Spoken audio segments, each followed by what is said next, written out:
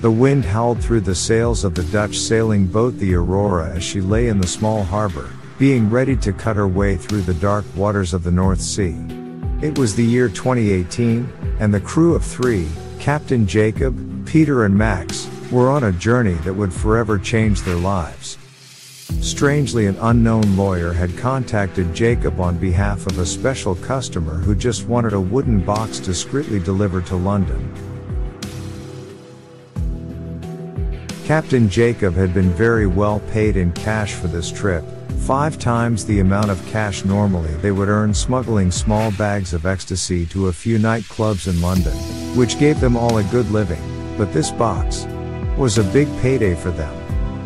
The box had been carefully transported over land specially to this particular Dutch harbor, where it was then taken on board to the Aurora by the lawyer, ready for the trip to London.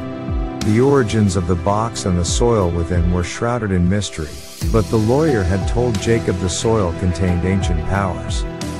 The lawyer told Jacob that a representative from the Twinz family would meet them on their arrival, so the deal was quickly done, and the cash was gratefully taken. The cargo they would carry was just a single wooden box. "It's just filled with a soil sample," the lawyer told them, "from my client's home in Transylvania." As the boat sailed, an unease settled upon the crew. The atmosphere was thick with tension, and whispers of superstition filled the air.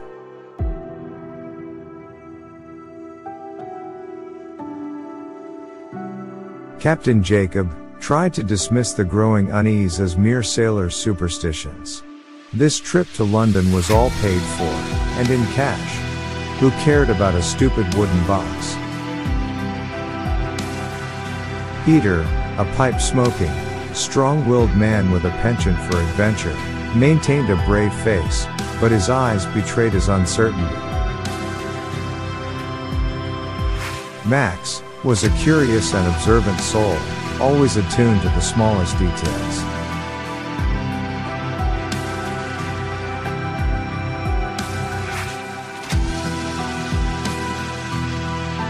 The boat pressed on toward its destination. The crew's unease only deepened as strange occurrences began to unfold. Shadows danced in the corners of their vision, and eerie whispers carried on the wind. As the day progressed, the wind seemed to just drop. After taking down the mainsail, the crew found themselves gathered around the box of Transylvanian soil. Max, his voice trembling, spoke the words that were on everyone's mind. "What do you think this soil holds, Captain? Why is it so important?" Peter frowned, his brow furrowing in thought. "I've heard stories. Tales that soil can be a conduit, a link between our world and another.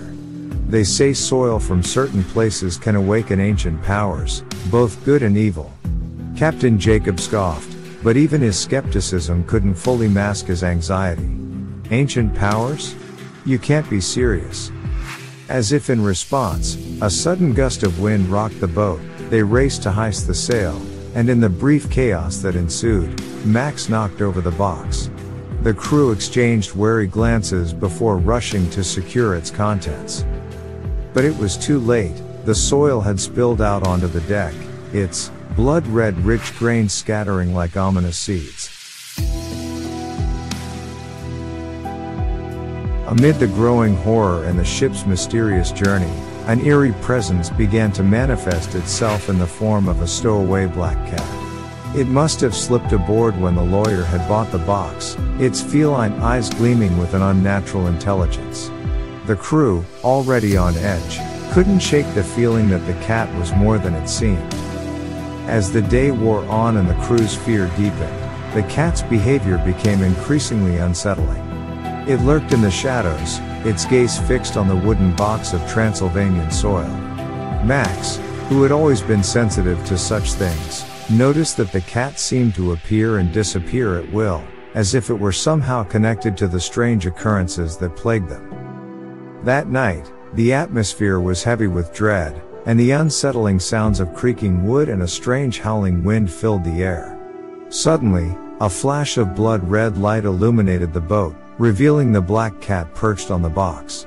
Its eyes glowed a malevolent red, and its mouth twisted into a grotesque grin, revealing elongated fangs. Frozen in terror, the crew watched as the cat's body began to shift and contort.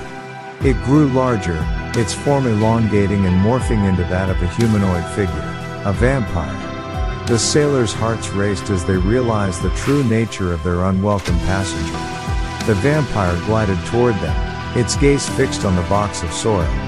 "You've brought something powerful aboard, haven't you?" it hissed, its voice a chilling whisper that sent shivers down their spines.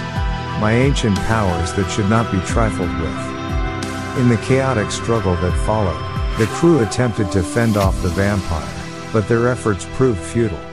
One by one, the sailors fell victim to the creature's supernatural strength and thirst for blood. Captain Jacob, Peter, and Max all met a gruesome end.